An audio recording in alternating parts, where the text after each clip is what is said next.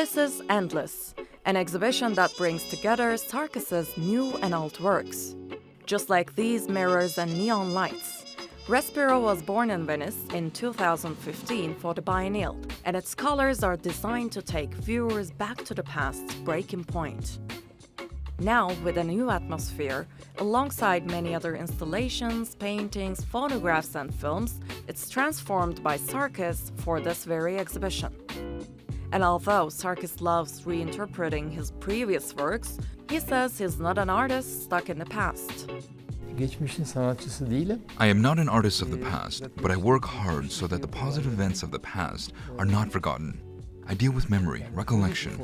When I come to Istanbul, I feel like a really old Istanbulite.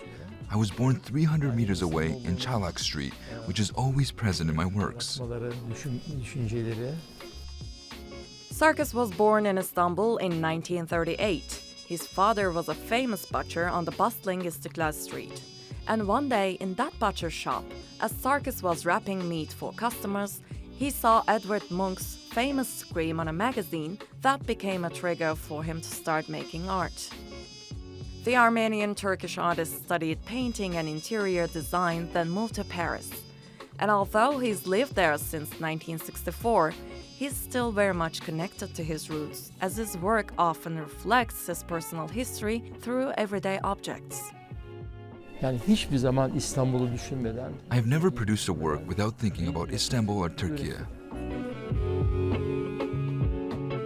From Venice and Paris biennials to Documenta, Sarkis has exhibited his work in some of the world's most prestigious events, as well as museums such as the Istanbul Museum of Modern Art and the National Museum of Contemporary Art in Seoul. But before becoming an acclaimed artist, he had to struggle with getting his work accepted on the international art scene in the late 1960s and 70s. The most reactionary were the museums. The galleries were more open to installation art. Museums were strict. Nothing like installation art was allowed inside. It was necessary to break it, but I didn't have money, and museums did not buy any of my work back then.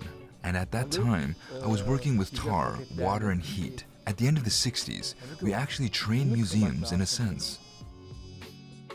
For the curator of the show, Emre Baykal, what brought Sarkis international fame is his passion, persistence, and determination about what he does.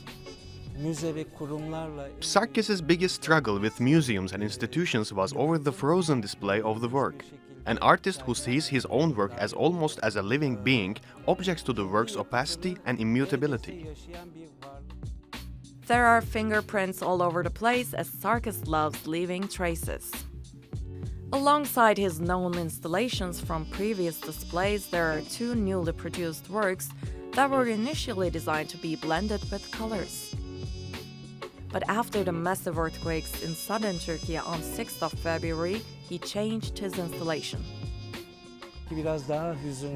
Perhaps he produced a more sad work for the post-earthquake. He removed the colors. So we start the exhibition in black and white. But once we go inside, hope is filled again. Music comes, colors are booming.